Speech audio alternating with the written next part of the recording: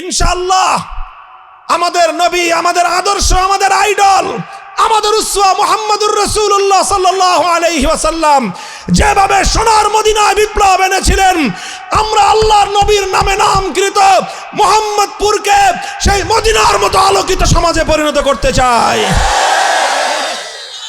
মুহাম্মদপুর পৃথিবীতে এর চেয়ে সুন্দর আর কোনো নাম হতে পারে না। বলেন, আর হতে পারে? আমাদের প্যারা নবী মুহাম্মদ সাল্লাল্লাহু আলাইহি ওয়াসাল্লামের নামে এই এলাকার নাম, এর চেয়ে সুন্দর আর এই পৃথিবীতে দ্বিতীয় কোনো নাম হতে পারে না। এই এলাকা কেন এরকম থাকবে? এই এলাকার কেন বদনাম থাকবে? এই এলাকাটা মুহাম্মদী আলোর দ্বারা আলোকিত হবে।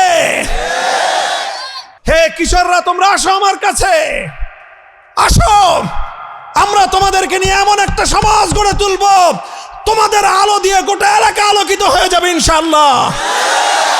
একটু মমতার প্রয়োজন, একটু ভালোবাসার দরকার, একটু স্নেহের দরকার। মা বোনেরা আমার, আমি আপনাদের ভাই, যারা আমার বড় আমি আপনাদের ছোট ভাই, যারা বেশি বড় তারা আমার মায়ের মতো, আমি আপনাদের সন্তান, যারা আমার বয়সে ছোট আমি তোমাদের বড় ভাই। তোমরা আমাদের সাথে সাহস যোগাও, আমাদেরকে সহযোগিতা করো।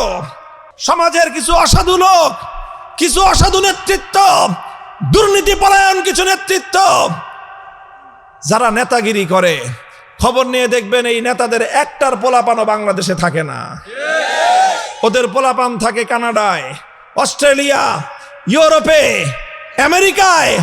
নিজেদের সন্তানদের নিরাপদ ভবিষ্যৎ গড়ার জন্য বিদেশে পাঠায় দেয়, গরিবের সন্তানদেরকে নিয়ে রাজনীতি করে, গরিবের সন্তানদেরকে লাঠিয়াল বানায়, গরিব মায়ের সন্তানকে দিয়ে আরেকজনের জমি দখল করায়, গরিব মায়ের সন্তানদেরকে দিয়ে টেন্ডারবাজি আর মাস্তানি করায়, চাঁদাবাজি করায়। এগুলো করতে গিয়ে গরিব মায়ের সন্তান একজন আরেকজনের বুকে বুলেট মেরে, গুলি মেরে এক মায়ের সন্তানকে আরেক মায়ের সন্তান হত্যা করে। আর ওই সকল বড় বড় নেতারা ভিতর দিয়ে কমিশন খায় আর কমিশন পায়। মুসলমান, একবার শুধু আত্মপরিচয় নিয়ে দাঁড়াও, বুকে ঈমান নিয়ে, আল্লাহু আকবারের আওয়াজ নিয়ে, শাহজালাল মুজাররদি আমানির মতো বাংলার মাটিতে অধিকার আদায়ের জন্য বুক টান করে, সিনা টান করে দাঁড়িয়ে যাও। গৌর গোবিন্দের প্রেতাত্মারা বাংলার মাটিতে মাথা উঁচু করে দাঁড়াবার সাহস পাবে না।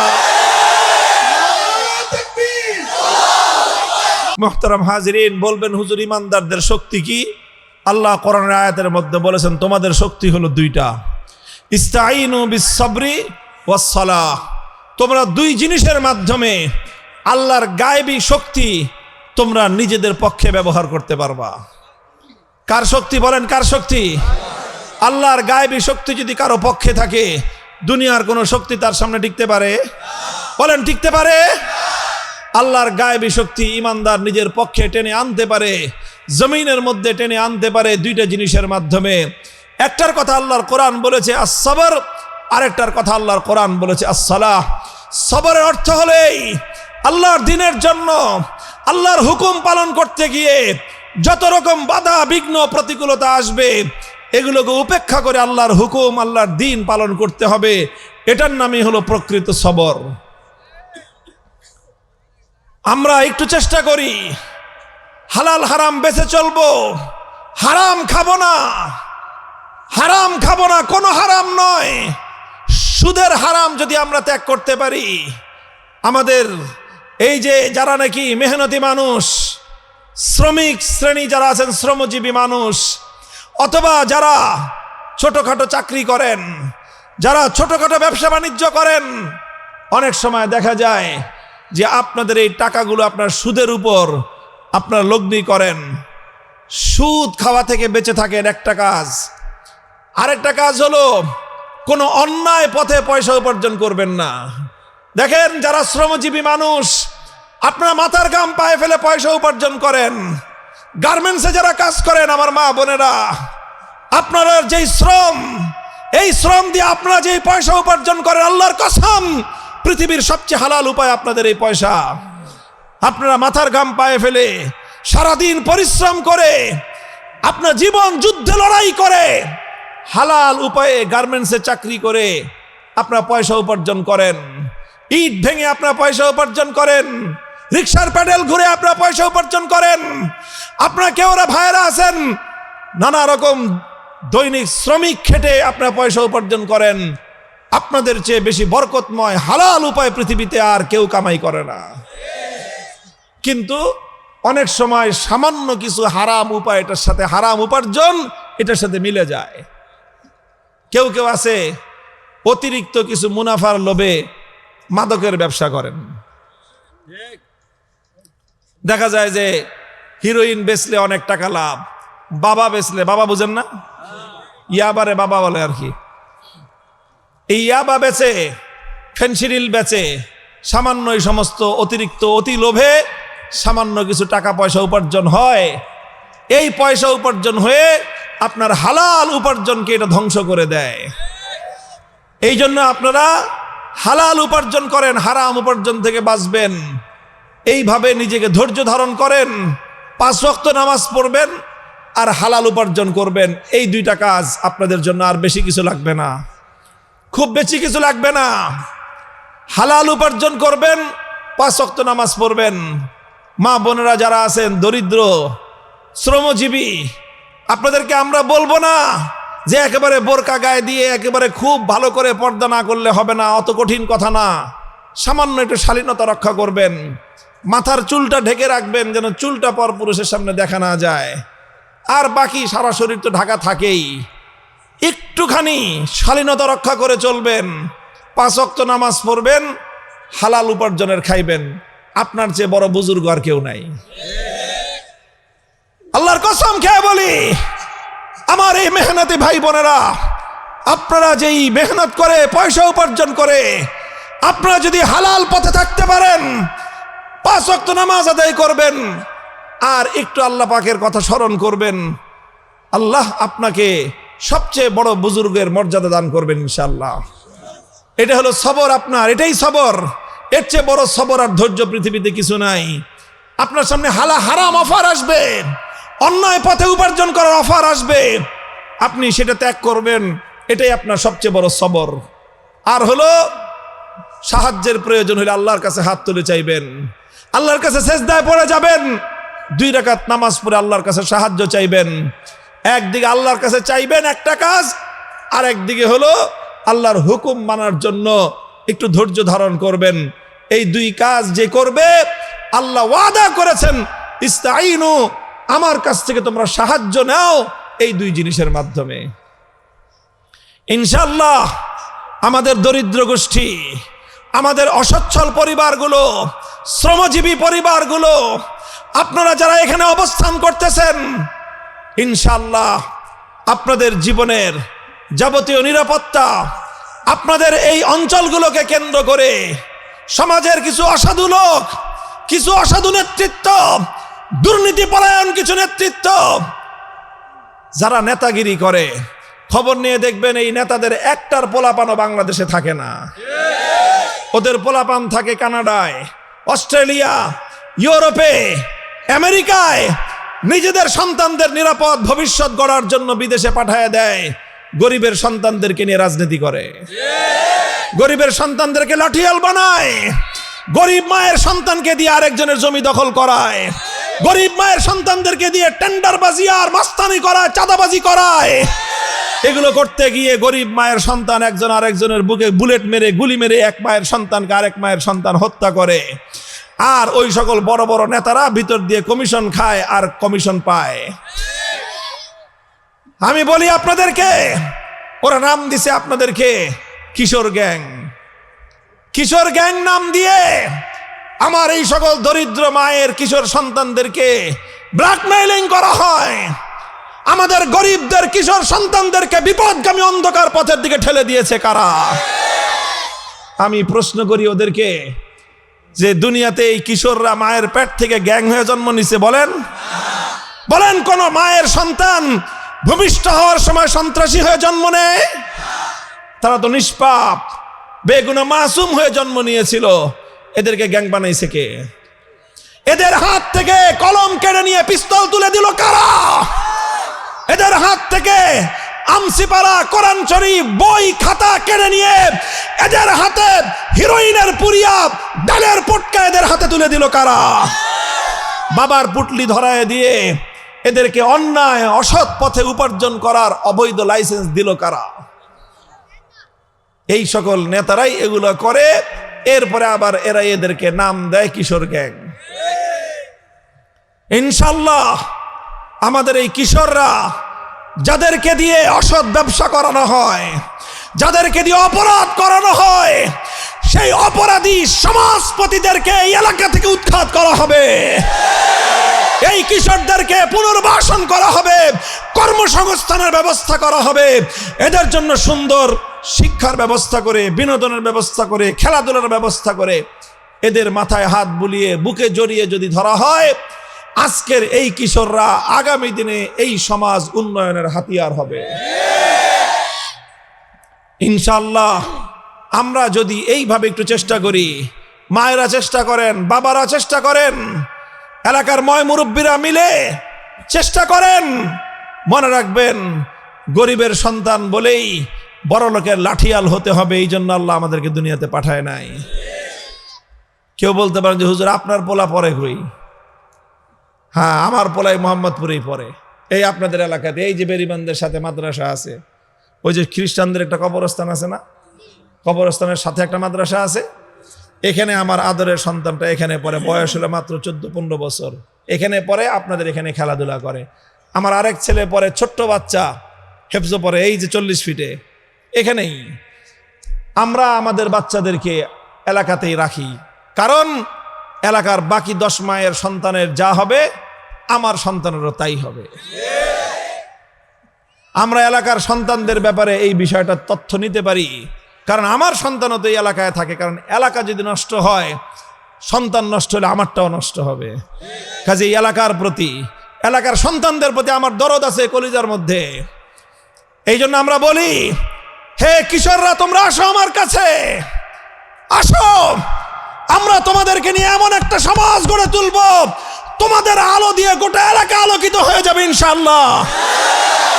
একটু মমতার প্রয়োজন, একটু ভালোবাসার দরকার, একটু স্নেহের দরকার। ইনশাআল্লাহ মোহাম্মদপুর পৃথিবীতে এর চেয়ে সুন্দর আর কোনো নাম হতে পারে না। বলেন, আর হতে পারে? আমাদের পেয়ারা নবী মুহাম্মদ সাল্লাল্লাহু আলাইহি ওয়াসাল্লামের নামে এই এলাকার নাম, এর চেয়ে সুন্দর আর এই পৃথিবীতে দ্বিতীয় কোনো নাম হতে পারে না।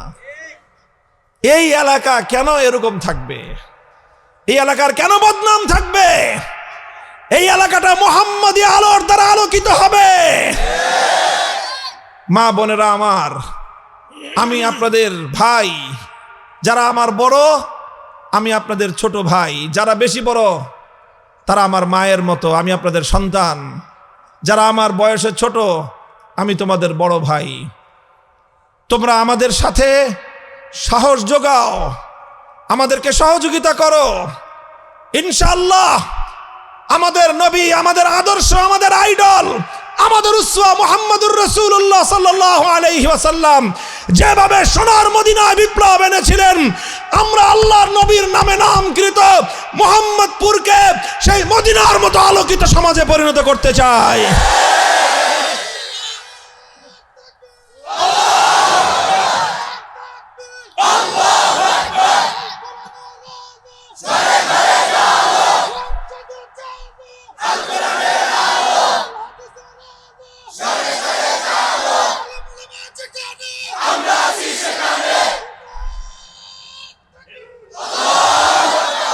আর আরেক দিকে বিশাল ভারত প্রতিবেশী, যারা সব সময় সীমান্তের অপর প্রান্ত থেকে বাংলাদেশে শুধু আগ্রাসন চালাবার চেষ্টা করে, কাজেই সেখান থেকেও সাহায্য পাওয়ার কোনো আশা নাই।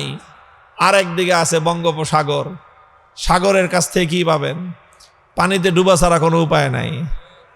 মোহতারাম হাজিরিন, এই ধরনের পরিস্থিতিতে কোনো জাতি যদি, কোনো সম্প্রদায় যদি মর্যাদা নিয়ে বাঁচতে চায়, সম্মান নিয়ে যদি বাঁচতে চায়, তাহলে একটাই উপায় আছে। কয়টা উপায়? আমি একটা উপায় বলি ইতিহাস থেকে আপনাদের কাছে। তারেক বিন জিয়াদ ইসলামের একজন ঐতিহাসিক বীর মুজাহিদ। ইসলামের প্রথম যুগের একজন সোনালী যুগের একজন কমান্ডার ইন চিফ সেই তারেক বিন জিয়াদ, তিনি আরব থেকে সমুদ্র পাড়ি দিয়ে স্পেন গিয়েছিলেন নৌকায় করে। তখন তো আর নৌজাহাজ ছাড়া বড় কোনো আধুনিক জাহাজ ছিল না।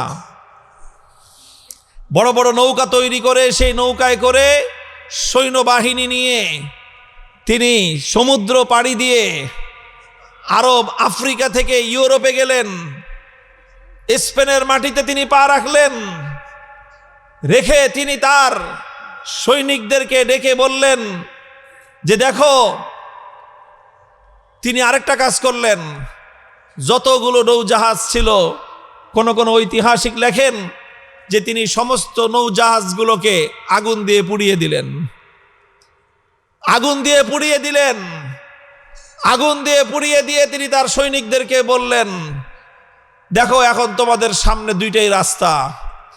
একটা হলো তোমাদের সামনে তোমাদের শত্রু, তোমাদের সামনে তারা যারা তোমাদের আল্লাহর জমিনে আল্লাহর নাম উচ্চারণ করতে দেয় না।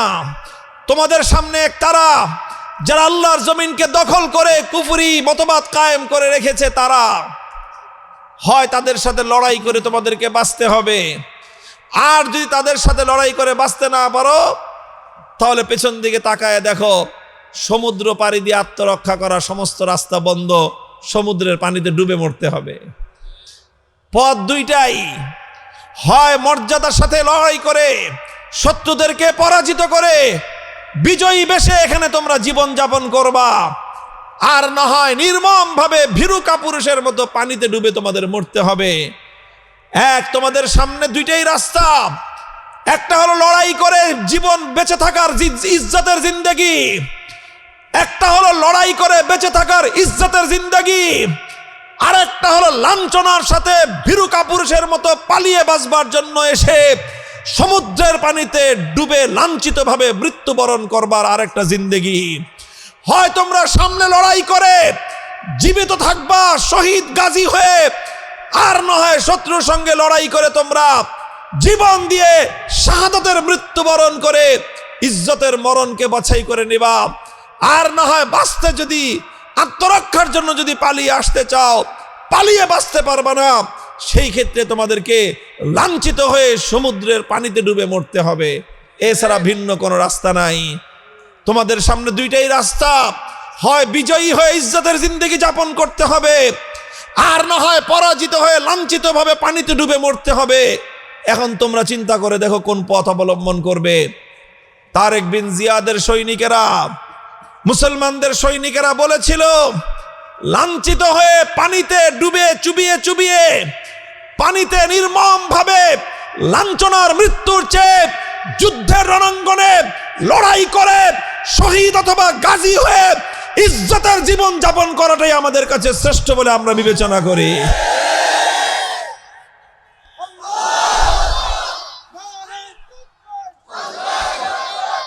মোহতারাম হাজিরিন, আজ আমাদের বাংলাদেশের মুসলমানদের সামনেও রাস্তা দুইটাই খোলা।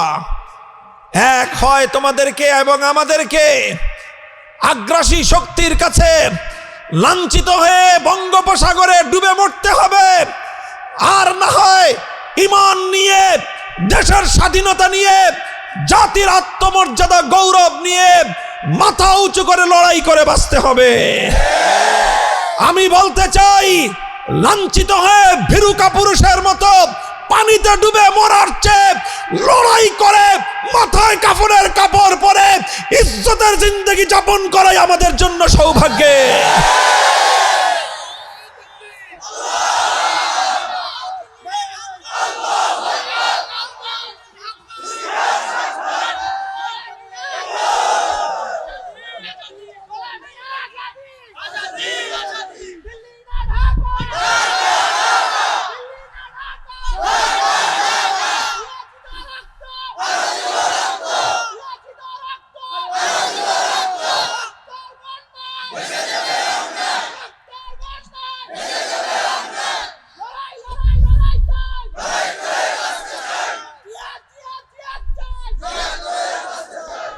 মুহতারাম হাজিরিন, বলবেন হুজুর লড়াই করব কি দিয়ে, আমাদের কাছে তো যুদ্ধের কিছু নাই। মুহতারাম হাজিরিন, আমাদের কাছে আল্লাহ পাক রব্বুল আলামিন লড়াই করার সবচেয়ে বড় হাতিয়ার আমাদেরকে দিয়ে দিয়েছেন। আল্লাহ আমাদেরকে হাতিয়ার দিয়েছেন। বলবেন কি হাতিয়ার দিল হুজুর? আমাদের কাছে তো রাইফেল নাই, বন্দুক নাই, কোনো অস্ত্র শস্ত্র নাই। না, আছে, তবে আমাদের খবর নাই। আল্লাহ আমাদেরকে লড়াই করার হাতিয়ার দিয়েছেন। আমি আপনাদের সামনে কোরআনের সেই আয়াত তেলাওয়াত করেছি, যে আয়াতের মধ্যে আল্লাহ পাক রব্বুল আলামিন ঈমানদারদেরকে বেঈমানদের বিরুদ্ধে লড়াই করার হাতিয়ার আল্লাহ আমাদেরকে তুলে দিয়েছেন। ইয়া আইয়ুহাল্লাযীনা আমানুস্তাঈনু বিস-সাবরি ওয়াস-সালাহ ইন্নাল্লাহা মা'আস-সাবিরিন। আল্লাহ পাক রব্বুল আলামিন আমাদেরকে একটা অপরাজেয় শক্তির সন্ধান দিয়েছেন। অপরাজেয় মানে বুঝেন, যেটাকে দুনিয়ার কেউ পরাজিত করতে পারে না। আমাদের কাছে এমন একটা শক্তি আছে, যেই শক্তিকে দুনিয়ার কোনো শক্তি পরাজিত করতে পারে না। এমন শক্তি আমাদের কাছে আছে যে দুনিয়ার কোনো শক্তি আমাদের সেই শক্তির সামনে টিকতে পারবে না। দুনিয়ার কোনো শক্তি আমাদের সেই শক্তিকে পরাজিত করতে পারবে না। কিন্তু বলবেন হুজুর, তাহলে তো আমরা আজকে আমাদের এই করুণ দশা কেন? দুনিয়ার সব শক্তি তো আমাদেরকে পরাজিত করে রেখেছে, আমরা তাদের সাথে পারি না কেন? ভাই, না পারার কারণ হলো আমাদের কাছে যে শক্তি আছে সেই শক্তি আমরা ব্যবহার করতে জানি না। বুঝেন না এই কথা? মনে করেন আপনার কাছে একটা রাইফেল আছে, একটা রাইফেল আছে। আচ্ছা বলেন তো, একটা মানুষের কাছে যদি একটা রাইফেল থাকে আর আরেক দিকে যদি 10টা মানুষ থাকে খালি হাতে, এই দুই গ্রুপের মধ্যে বেশি শক্তিশালী কে? রাইফেলওয়ালা। রাইফেলের যদি খালি মাত্র একটা ট্রিগারে চাপ দেয়, টাট টাট টাট টাট টাট টাট করে 10টা গুলি বের হইব, 10টা মানুষ শেষ। কথা বলেন ঠিক না বেঠিক? আর এই 10টা মানুষ খালি হাতে যদি একটা মানুষকে মারতেও চায়, তাও তো কিলে গুতে মারতে মারতেই তো বহু সময় যাইব। কথা বলেন ঠিক না বেঠিক? আর যার হাতে রাইফেল আছে 10টাকে 100 1000 মানুষ তার ধারে কাছে ভিড়া সাহস পাইব? তাহলে একটা মানুষের কাছে যদি রাইফেল থাকে, সে 10টা মানুষের চেয়ে বেশি শক্তিশালী। কিন্তু কথা হলো, তার তো রাইফেল চালাইতে জানতে হবে। আর সে যদি রাইফেল চালাইতেই না জানে, সে রাইফেল চালাইতে জানে না, আর তার শত্রু এই কথা টের পেয়ে গেছে যে ওর কাছে রাইফেল আছে ঠিক, কিন্তু রাইফেল চালাইতে জানে না। ও শত্রুর দিকে রাইফেল তাক করছে, শত্রু তাকায় দেখে যে রাইফেলের বাট শত্রুর দিকে আর রাইফেলের নল নিজের বুকের দিকে। তো বলেন, শত্রু বুঝে ফেলবে না যে ওর হাতে রাইফেল থাকলে কি হবে? বোকা, ও রাইফেল চালাইতে জানে না, বুঝবে না? বুঝে তখন কি করবে? আইসা ওর হাত থেকে রাইফেল কায়রা নিয়া ওই রাইফেল দিয়ে পিটায় ওরা মেরে থিয়ে যাবে। এখানে সমস্যাটা কোথায়? এখানে কি এই লোকের কাছে শক্তি নাই? বলেন, শক্তি আছে না নাই? তার কাছে তো রাইফেল আছে। একটা রাইফেল দিয়ে 2 4 10 জন 50 জনকে তো শেষ করে দেওয়া কোনো ব্যাপার ছিল না তার জন্য। কিন্তু সে শক্তি ঠিক আছে, সব আছে, কিন্তু সে শক্তির ব্যবহার করতে জানে না। তো শক্তি যদি থাকে আর শক্তির ব্যবহার করতে যদি কেউ না জানে, তাহলে হাজার শক্তি থেকেও কোনো লাভ নাই। আজ আমাদের অবস্থা হয়েছে সেটাই।